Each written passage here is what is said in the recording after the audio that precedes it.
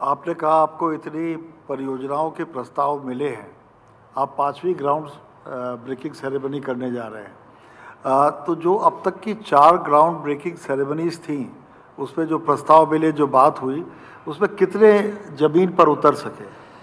देखिए, उत्तर प्रदेश जैसे राज्य में निवेश आज से 8 वर्ष पहले एक बेईमानी थी। जब व्यक्ति ही सुरक्षित नहीं तो उसकी पूंजी कैसे सुरक्षित होगी? और इसके लिए हम लोगों ने 2017 में आने के बाद यह तय किया था कि हमें इसकी सूरत को बदलना है।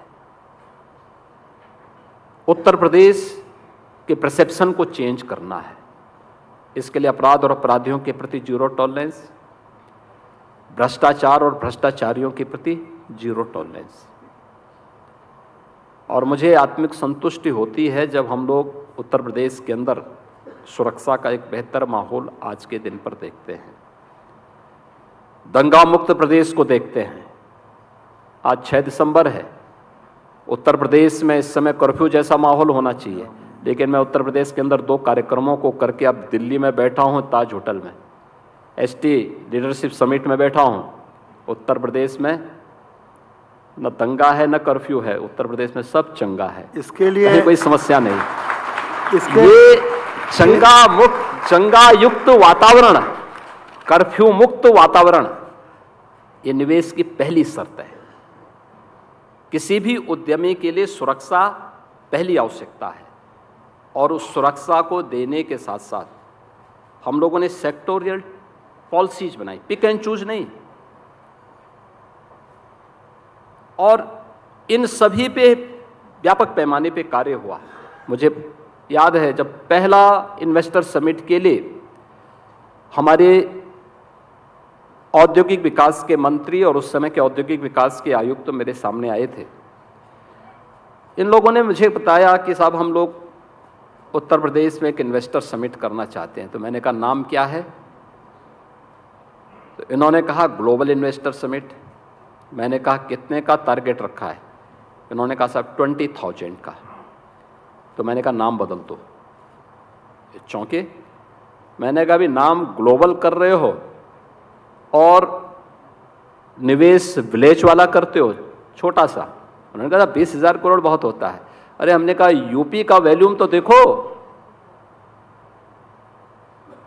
उस समय यूपी 20 करोड़ 22 करोड़ की आबादी का राज्य था। तो मैंने कहा 22 करोड़ की आबादी में आप 20,000 करोड़ की बात कर रहे हैं।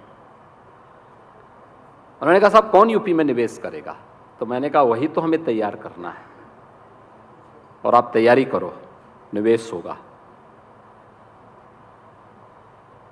उन्होंने कहा क्या? मैंने कहा रोड शोज की तैयारी करो। पहले रोड शो में गए, 2,000 का प्रस्ताव इन्हें प्राप्त हुआ, 2,000 करोड़ का। दूसरे में गए, 5,000 करोड़ का मिला। तीसरे के लिए मैंने कहा मैं चलता हूँ। मैं गया, वहाँ पे मैंने सभी उद्यमियों से बात किया। सभी उद्यमी बहुत हंसते हुए मिलते थे, लेकिन अंत में कहते थे साहब देखो हमने तो यूपी से कसम खाया हुआ है कि हम यूपी में वापस नहीं आएंगे। तो मैंने कहा एक दिन आपको आना पड़ेगा यूपी देखना। मैं यही बोलता था।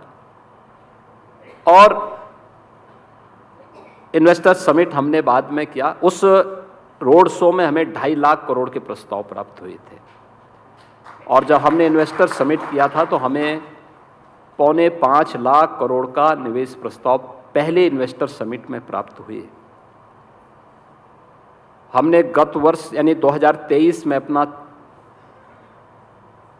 तीसरा इन्वेस्टर समिट किया था। इन 8 वर्षों में यूपी का प्रवेश कैसे बदला है, परसेप्शन कैसे बदला है। हमें 2023 में इन्वेस्टर समिट में 40 लाख करोड़ रुपए के प्रस्ताव प्राप्त हुए थे। यानी ये 45 लाख करोड़ रुपए के प्रस्ताव में से 15 लाख करोड़ का हम ग्राउंड ब्रेकिंग करा चुके हैं, जिनमें प्रोडक्शन शुरू हो चुका है। 5 लाख हमारा पाइपलाइन में है, उसका हमें ग्राउंड ब्रेकिंग के लिए कोई तिथि तय करके उस कार्यक्रम को भी संपन्न करना है।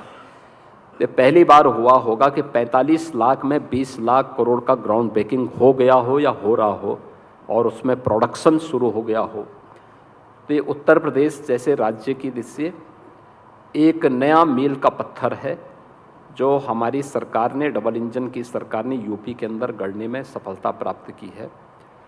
आज उत्तर प्रदेश में अच्छा इंफ्रास्ट्रक्चर है, अलग अलग सेक्टर से जुड़ी हुई पॉलिसीज है और बिना किसी भेदभाव के हमने ईज ऑफ लिविंग को, ईज ऑफ डूइंग बिजनेस को जितना सरल हो सकता है, जितना रिफॉर्म हो सकता है उसमें उतना हमने करके दिखाया है। और मेरा मानना है कि आने वाले समय में उत्तर प्रदेश देश का, आज के दिन पर भी मैं कह सकता हूं, ईज ऑफ डूइंग बिजनेस हो, ईज ऑफ लिविंग हो या फिर सिंगल विंडो के, उसमें भी आप देखेंगे देश के अंदर उन सभी राज्यों में से एक राज्य है जो इन्वेस्टमेंट के लिए बेस्ट डेस्टिनेशन के रूप में जाने जाते हैं, उनमें यूपी एक है।